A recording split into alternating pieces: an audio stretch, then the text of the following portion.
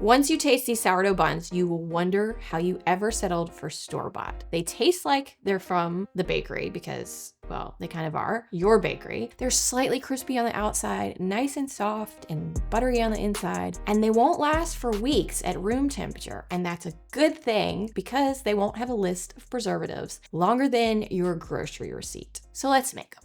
I'm using a scale just because it's the most accurate for bread, but you don't have to, so don't worry, I'll have this recipe linked below. First, we're starting with a bowl.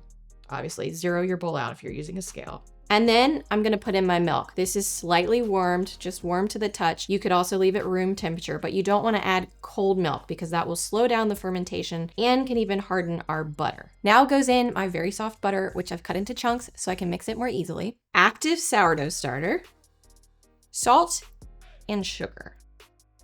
Give it a quick mix and add in your bread flour. Now mix until you get a nice shaggy dough with no dry bits.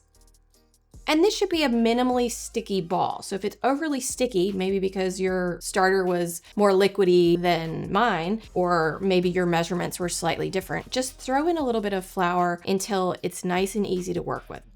This gets covered and sits for 30 minutes to an hour. Cover with a top, damp towel, or plastic wrap, whatever you've got. The flour's gonna hydrate and our gluten network will start to develop.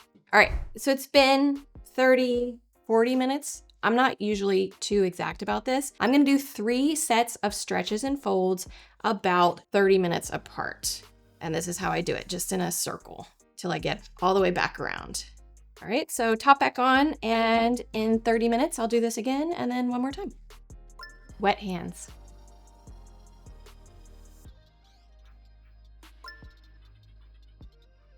Okay, so now we're gonna cover and let this dough rise at room temperature for 6 hours, maybe more, until it's nice and puffy and expanded. This will depend on the temperature of your kitchen and maybe even the activity level of your starter when you added it. So definitely go longer if you need to.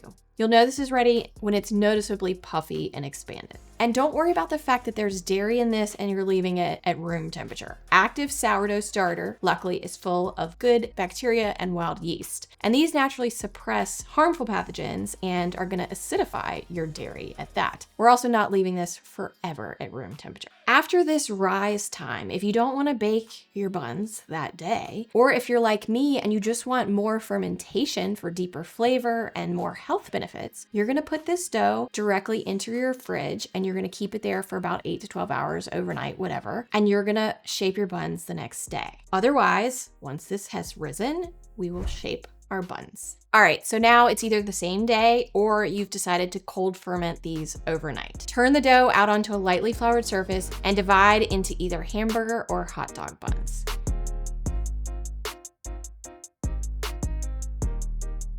There's no real magic to how you shape these. I just pull them and then tuck in the ends the best I can. Wet your hands as needed so this doesn't stick. For the hamburger buns, you can move them in a circular fashion like this until they get a bit of a tight skin on them. Then I put them all on a lined baking sheet, touching each other for pull-apart buns, or you can space them out if you'd rather. Then I do a final rise. I like to cover my buns with an inverted baking dish. You could also use an oiled piece of plastic wrap or something like that. If you did a cold ferment overnight, you only need to let these rise for about an hour or 2.